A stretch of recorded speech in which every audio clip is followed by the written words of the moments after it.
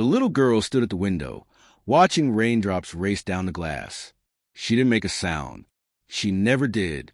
Richard Blackwood paced back and forth in his office, his expensive shoes clicking on the marble floor. He was one of the richest men in New York City. His house had 37 rooms. His cars cost more than most people's houses. But right now, none of that mattered. "She's 6 years old, and she won't talk," Richard said into his phone. His voice was angry and tired. "I've hired 5 specialists. 5, and none of them can fix her." On the other end of the phone, his sister tried to calm him down. But Richard wasn't listening. He never really listened to anyone. "I'm bringing in someone new tomorrow," Richard continued. "One last try. If this doesn't work, I'm sending Isabella to that special hospital in Switzerland, the one that deals with difficult children." Upstairs, in a room filled with toys that nobody played with, Isabella pressed her hand against the cold window. She heard every word her father said through the air vent. She always heard everything, but she never spoke back. The next morning, a yellow taxi pulled up to the Blackwood mansion. The gates were so tall, they seemed to touch the clouds. Out stepped Kesha Johnson, carrying a small brown suitcase and a backpack. Kesha was 28 years old, with kind eyes and her hair pulled back in a neat bun. She looked up at the enormous house and took a deep breath. "You can do this," she whispered to herself. "That little girl needs you." Carmen, the housekeeper, opened the front door. She was a short woman with gray hair and a warm smile. "You must be Miss Johnson," Carmen said, shaking Kesha's hand. "I'm glad you're here. That sweet child upstairs, she needs someone special. Tell me about her," Kesha said as they walked to the grand entrance hall. There were paintings on the walls that cost more money than Kesha would make in 10 years. Carmen's voice dropped to a whisper. "Isabella is smart. So smart. But she doesn't talk. Mr. Blackwood thinks something is wrong with her brain. He's embarrassed. His friends ask questions. His business partners wonder why his daughter is different." "Different isn't wrong," Kesha said quietly. Carmen smiled. "That's what I keep telling him. But Mr. Blackwood doesn't listen to housekeepers. Maybe he'll listen to someone with fancy degrees like you." They climbed a long, winding staircase. At the top, Carmen pointed to a white door with a golden handle. "That's Isabella's room. Mr. Blackwood wants to meet you in his office first. He has rules." Richard Blackwood sat behind a desk the size of a small car. He looked at Kesha the way someone might look at a stain on their shirt. "Miss Johnson," he said, not standing up or shaking her hand. "I've read your file. Columbia University. Child psychology. Speaks 4 languages. Impressive for someone from your background." Kesha felt the sting of his words, but kept her face calm. She'd heard this kind of talk before. "I'm here for Isabella," Kesha said simply. "My daughter doesn't speak," Richard continued, as if Kesha hadn't said anything. 6 doctors have examined her. They say there's nothing physically wrong with her throat or mouth, which means it's mental, a problem in her head. He opened a drawer and pulled out a thick folder. "I've tried therapy, music therapy, art therapy, even a woman who claimed she could communicate with silent children through dance." He laughed, but it wasn't a happy sound. "Nothing works. She just stares, like a doll." "Children aren't dolls," Kesha said softly. "And silence isn't always a problem. Sometimes it's a choice." Richard's eyes narrowed. "A choice? She's 6 years old. What kind of choice is that?" "Maybe she's choosing not to talk to people who don't really want to listen," Kesha said. The room went very quiet. Richard's face turned red. For a moment, Kesha thought he might fire her right there, before she even met Isabella. But then he laughed. It was a cold, mean laugh. "Fine. You have 1 month. 30 days. If she doesn't talk by then, I'm sending her to the Alpine Center in Switzerland. They specialize in children with severe mental disabilities. She'll get the best care money can buy, far away from here where she won't embarrass the family anymore." Kesha's heart hurt hearing those words, but she nodded. 1 month, she agreed. "But I worked my way. No interference. No tests or doctors watching her every move. Just me and Isabella." Richard waved his hand like he was swatting a fly. Whatever. Carmen will show you to your room. It's next to Isabella's. Don't expect my daughter to acknowledge you. She barely knows I exist, and I'm her father. As Kesha walked out, she heard Richard pick up his phone. Get me Dr. Werner in Zurich. He was saying, yes, for my daughter. I want her room ready in 30 days. Kesha's room was smaller than she expected for such a huge house, but it was clean and had a window that looked out over a beautiful garden. She unpacked quickly, then stood in front of the door that connected her room to Isabella's. She knocked gently. 3 soft taps. No answer. Isabella? My name is Kesha. I'm going to be staying in the room next to yours. I'd love to meet you, but only when you're ready. Okay. Still no answer. But Kesha heard something. A tiny sound, like someone taking a breath. She was in there, listening. I'm not here to fix you, Kesha continued, speaking to the closed door. Because I don't think you're broken. I'm just here to be your friend. If you want one. Kesha waited for 5 more minutes, but the door stayed closed. Finally, she went back to her room and started reading the files Richard had given her. Reports from doctors, test results, observations from previous nannies. Every single page said the same thing. Subject shows no interest in communication. Possible developmental disorder. Recommend intensive intervention. But none of the papers asked the most important question. Why doesn't Isabella want to talk? That night, Kesha couldn't sleep. At exactly midnight, she heard something strange. Music. Beautiful. Flowing music that seemed to float through the walls. Piano music. Kesha got out of bed and opened her door quietly. The music was coming from downstairs. She followed the sound through the dark hallways, down the grand staircase, and into a room she hadn't seen before. It was a music room, and there in the darkness, sitting at a grand piano with only moonlight to see by, was Isabella. The little girl's small fingers moved across the keys like dancing butterflies. The song she played was complicated and beautiful. It was the kind of music that took years of practice to learn. Kesha stood in the doorway, barely breathing, watching the silent child create something magnificent. Then Isabella stopped playing. Her hands froze on the keys. Slowly, she turned her head and looked directly at Kesha. Their eyes met in the moonlight. Isabella didn't speak, but her eyes said everything. They said, I know you're watching. I know you see me. Are you going to tell? Kesha put one finger to her lips, a secret between them. Then she did something none of the other nannies had done. She walked over to the piano bench and sat down next to Isabella. Not too close, just close enough. That was beautiful, Kesha whispered. Chopin, right? Nocturne in E-flat major, one of my favorites. Isabella's eyes went wide.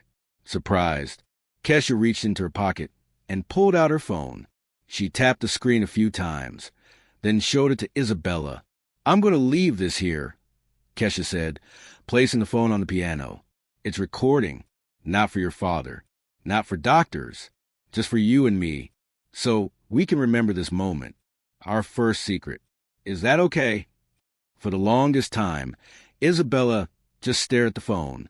Then, so slowly Kesha almost missed it, she nodded. It was the first time Isabella had responded to anyone in months. Kesha smiled. Thank you. Now, show me what else you can play. And in the darkness, with no one watching but each other, Isabella's fingers returned to the keys.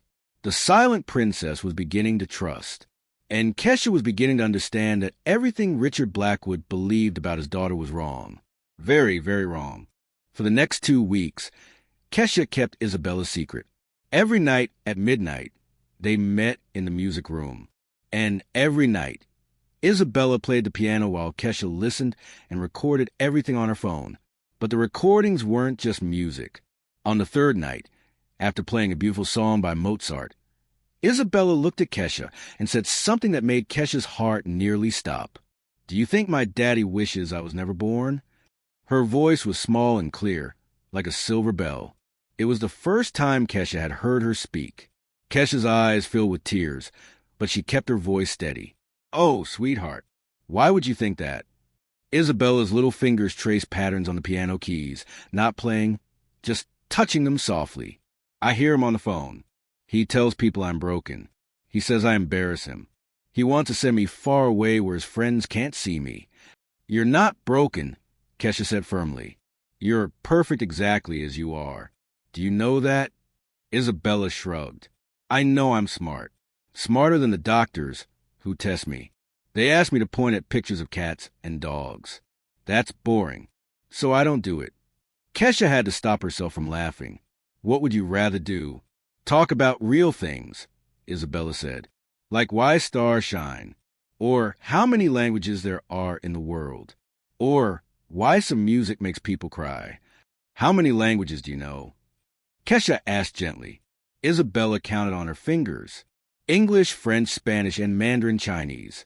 Carmen teaches me Spanish when she cooks. She doesn't know I understand her when she talks to the other staff. And I learn French and Mandarin from videos on Daddy's iPad when he's at work. Kesha's mind was racing. This wasn't a child with problems. This was a genius. Why don't you talk to your father? Kesha asked. Show him how brilliant you are? Isabella's face went sad. She looked down at her hands. I tried. When I was 4, I wrote him a letter. I used big words because I've been reading his books from the library. Words like melancholy and comprehend and appreciate. I left it on his desk. What happened? He called Dr. Morgan. Told him I must have copied the words from somewhere because there was no way I could know what they meant. Dr. Morgan agreed. They decided I had a copying disorder. They made me see a specialist for 6 months. Isabella's voice got even quieter. After that, I stopped trying. If he doesn't want to see me for who I really am, why should I show him? Kesha pulled Isabella into a gentle hug. The little girl was so small, so fragile, carrying such a big hurt inside her. I see you, Kesha whispered, and I'm going to make sure everyone else sees you too. I promise. During the days, Kesha played along with Richard's expectations. She sat with Isabella in the sunroom, doing simple puzzles and coloring books. Isabella would just stare out the window, not responding, playing the part of the silent child everyone expected. But Kesha watched everything. She noticed how Isabella's eyes followed the birds outside, how she counted them without moving her lips. She saw Isabella arrange her crayons in rainbow order, then by shade within each color. She caught Isabella reading the spines of books on the shelves, her eyes moving too fast for a child who was supposedly delayed. And every night, Kesha recorded everything. Isabella speaking in French about her favorite composers. Isabella playing violin, yes, violin, that she taught herself by watching videos. Isabella doing math problems in her head that most adults couldn't solve. What's 347 times 23? Kesha asked one night. 7,981. Isabella answered immediately. That's easy. Ask me a harder one. The recordings piled up. 2 hours, 5 hours, 10 hours, all stored safely in a cloud account that only Kesha could access. But time was running out. On day 23, Richard called Kesha into his office. He looked tired and annoyed. Well, he said, has she spoken? Kesha chose her words carefully. Isabella communicates in many ways, Mr. Blackwood. She's showing me. Has she spoken? Richard interrupted. Yes or no? Not in the traditional sense you're expecting, Kesha admitted. It hurt to lie, but she needed more time. Richard slammed his hand on his desk. I knew it. Another failure. I've already called Dr. Werner at the Alpine Center. They have a room ready. We leave in 7 days. 7 days? Kesha's voice cracked. But you said 30 days. You promised me a month. I'm shortening the timeline, Richard said coldly. My daughter needs real help, not whatever experimental nonsense you're doing. The Alpine Center has a 90% success rate with cases like hers. Cases like hers? Kesha felt anger rising in her chest. She's not a case. She's a little girl. Your little girl. Who doesn't speak, Richard shot back. Who sits in silence while my colleagues ask me what's wrong with her. Do you know what it's like to have a broken child when you build an empire?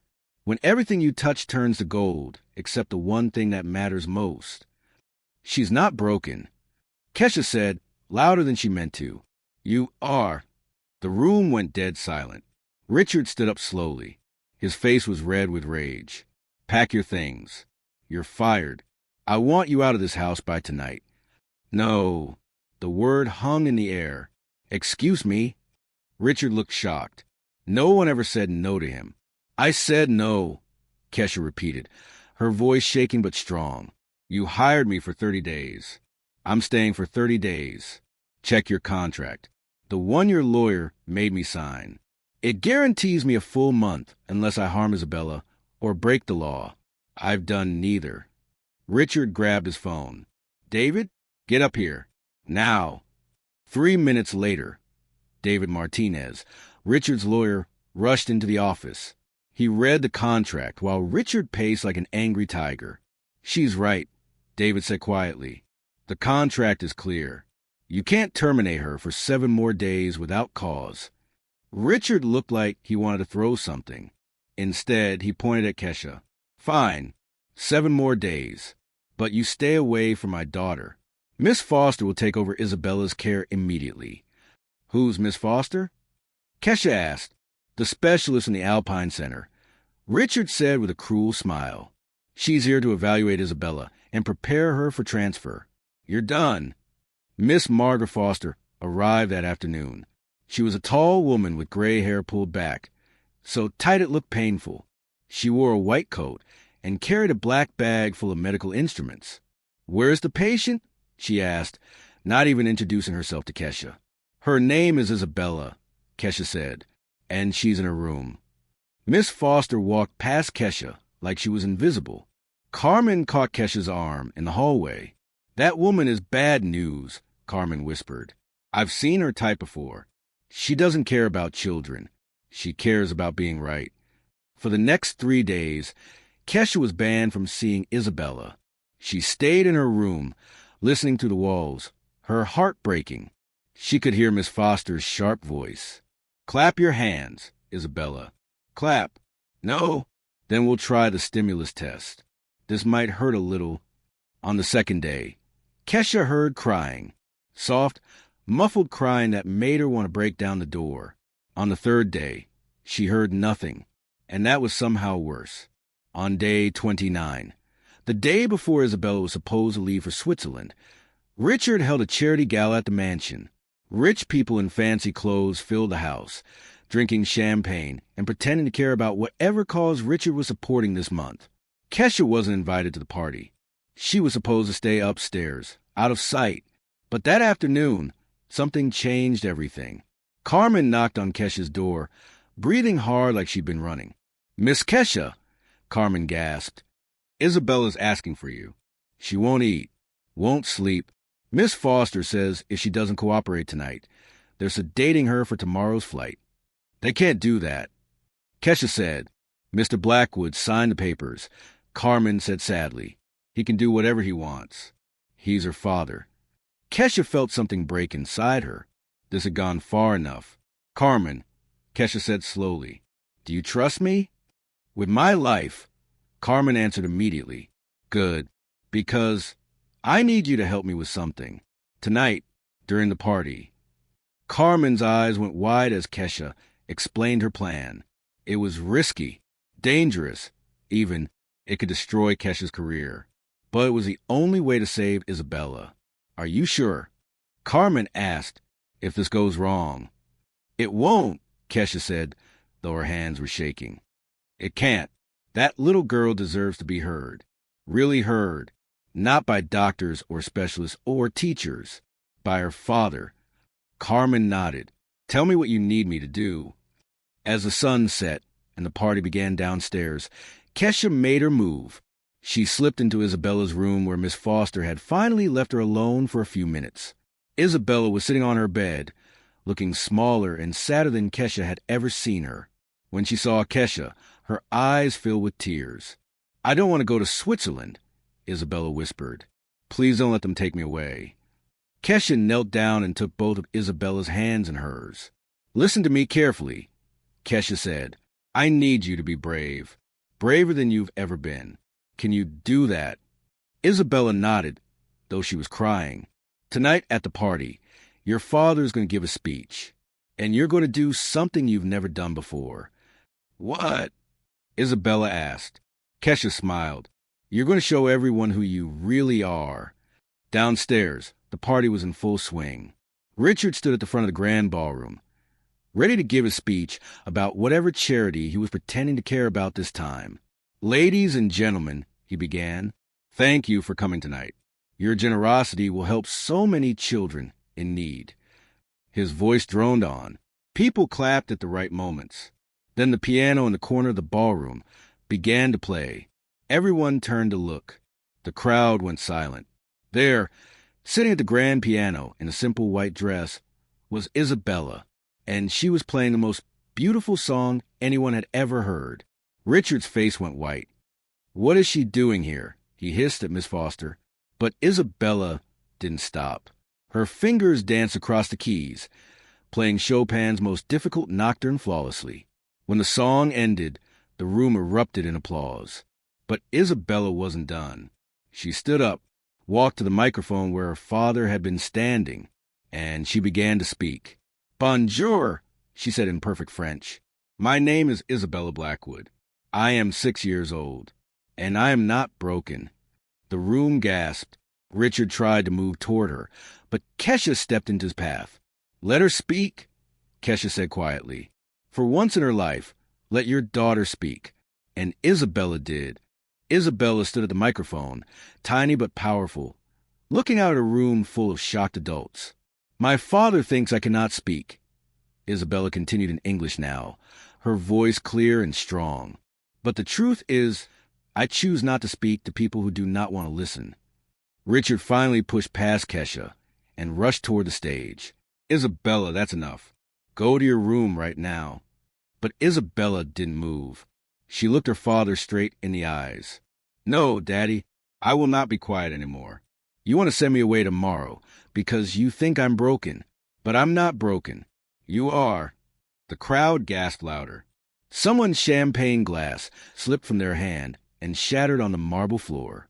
"You never asked me why I don't talk to you," Isabella said, and now there were tears running down her face. "You never asked what I think about or what I dream about or what makes me happy. You just brought doctors and specialists who gave me tests for babies. Point at the dog. Point at the cat. Clap your hands." She shook her head.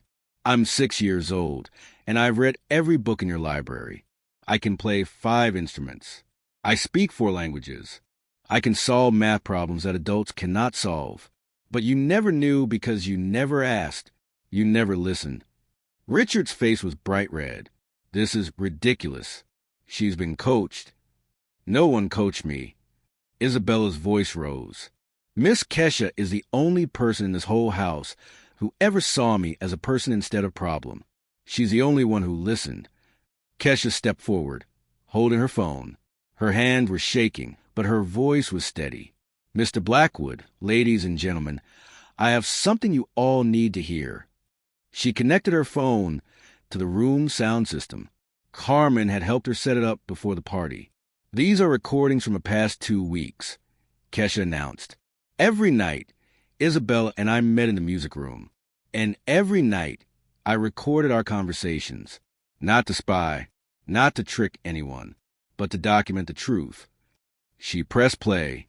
Isabella's voice filled the grand ballroom, speaking in French about Chopin, explaining quantum physics concepts she learned from Richard science books, counting to 100 in Mandarin Chinese, playing violin, solving complex equations. The room was absolutely silent except for Isabella's recorded voice, showing the world what she could do. 2 minutes of recordings. 5 minutes. 10 minutes. People's mouths hung open in shock. Some were crying. Others were furious, looking at Richard like he was a monster. When the recordings finally ended, a woman in the crowd stepped forward. She was elegant, with silver hair and kind eyes. "Mr. Blackwood," the woman said, "my name is Dr. Sarachan. I'm a child development expert from Columbia University. I've spent 30 years studying gifted children." Richard looked like he wanted to disappear into the floor. That child, Dr. Chun pointed at Isabella, is not disabled. She's not broken or delayed or in need of institutionalization. She is profoundly gifted, and you were about to send her to a facility that would have destroyed her spirit completely. Another man spoke up.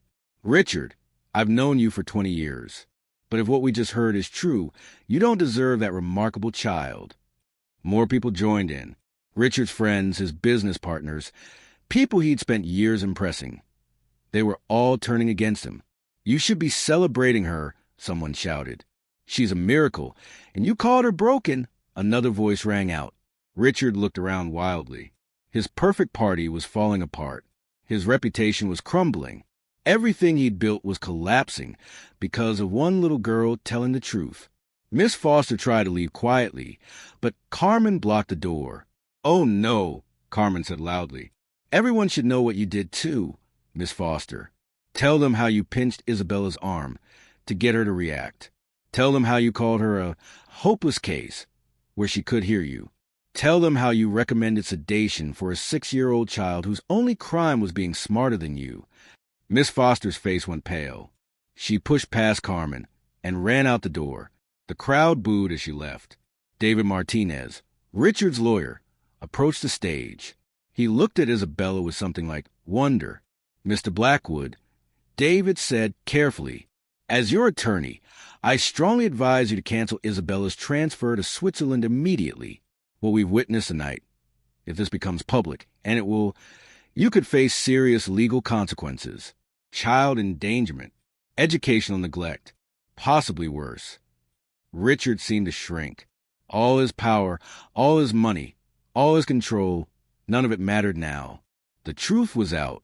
He looked at his daughter standing at the microphone, brave and brilliant and beautiful.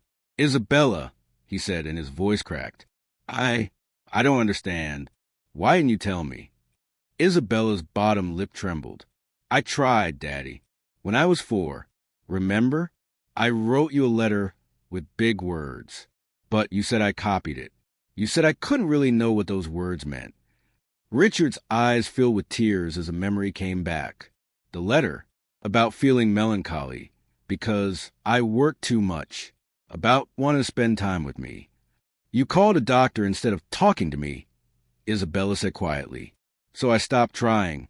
If my own daddy didn't want to see how smart I was, why should I show anyone else?" Richard fell to his knees on the stage.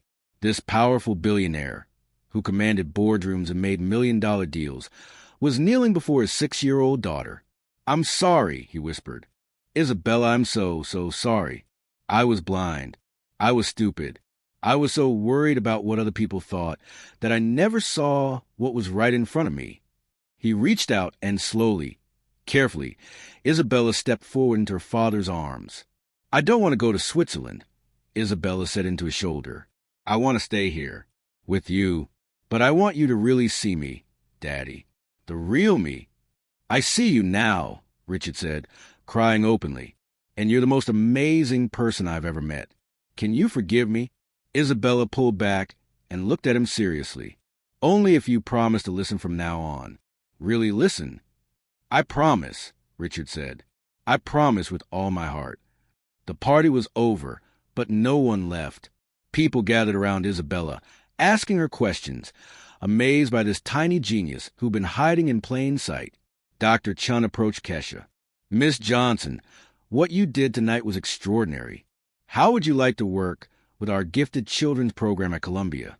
We need people like you who truly understand how to nurture exceptional minds." Kesha looked at Isabella, who was showing a group of fascinated adults how to solve a Rubik's Cube in under a minute. "Actually," Kesha said, "I'd like to stay here. If Richard will have me, Isabella and I have built something special. I don't want to abandon her now." Richard overheard and walked over. His eyes were still red from crying. "Miss Johnson, Kesha, I owe you an apology that words cannot express. You saved my daughter. You saved me. Please stay. Not as a nanny, but as Isabella's educational tutor and advocate. Whatever salary you want, whatever resources you need." He paused, looking humble for the first time in his life. "Teach me, too," he said quietly. Teach me how to be the father she deserves. 3 months later, Isabella walked to the halls of Columbia University's Gifted Children's Program, holding her father's hand on one side and Kesha's hand on the other. She was the youngest student they'd ever accepted. She took classes in music theory, advanced mathematics, and linguistics. Her teachers called her remarkable. The other children, kids aged 8 to 12, looked up to her like a little sister. Richard had cut his work hours in half. Every evening, he had dinner with Isabella. They talked about her day, her lessons, her dreams. He listened, really listened, like he'd promised. The media had gone crazy when the story leaked. Billionaire almost sends genius daughter to institution. The headline screamed. Richard's reputation took a serious hit. Some business partners left him. Some friends stopped calling. But Richard didn't care anymore. He'd learned something more valuable than money or status. He'd learned what really mattered. One evening, as Richard tucked Isabella into bed, she looked up at him with those bright, wise eyes. "Daddy, are you happy you didn't send me away?" Richard kissed her forehead. "Sweetheart, sending you away would have been the worst mistake of my life. You're not just my daughter. You're my teacher. You've taught me more in these 3 months than I learned in 40 years. What did I teach you?" Isabella asked sleepily. "That the greatest treasures are the ones we almost miss because we're too busy looking the wrong way. That listening is more important than speaking. That being different isn't being broken. Sometimes it's being extraordinary." Isabella smiled. "Those are good lessons, Daddy." "The best," Richard agreed. "Now sleep. Tomorrow we're going to the museum, remember? You're going to translate the French paintings for me. And the Chinese scrolls," Isabella added. "And maybe we can play piano together when we get home." "I'd love that," Richard said. "Though you'll have to be patient with me. I'm not as good as you." "That's okay," Isabella said, yawning. "I'm a very good teacher. Miss Kesha taught me how to be patient with people who are still learning." As Richard left the room, he found Kesha in the hallway, organizing Isabella's schedule for the next week. "Thank you," Richard said. "I know I say it every day, but it's never enough. Thank you for seeing what I was too blind to see." Kesha smiled. "She was always there, Mr. Blackwood. She was always brilliant. She just needed someone to notice." "Call me Richard," he said. "And you didn't just notice. You documented.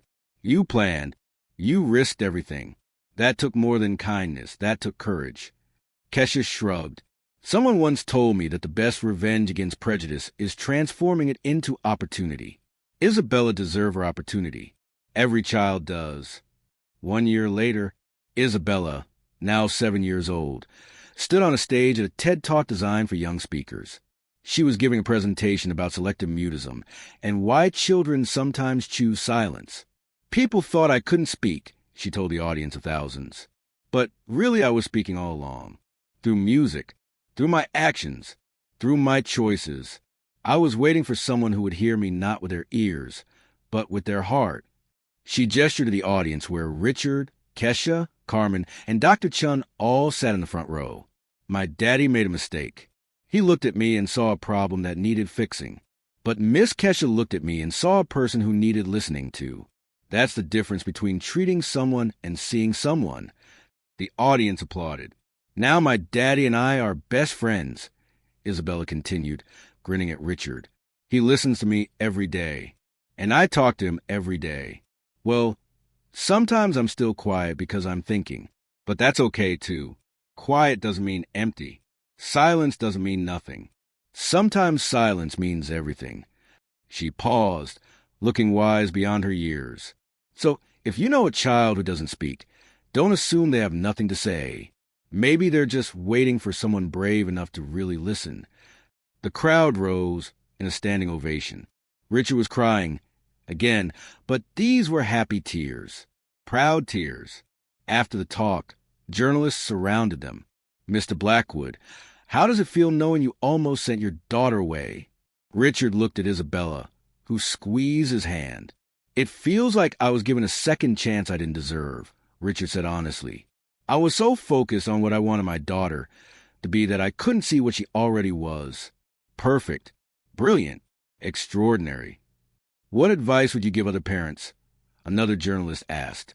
Richard knelt down to Isabella's level. Listen more than you speak. See your children for who they are, not who you want them to be.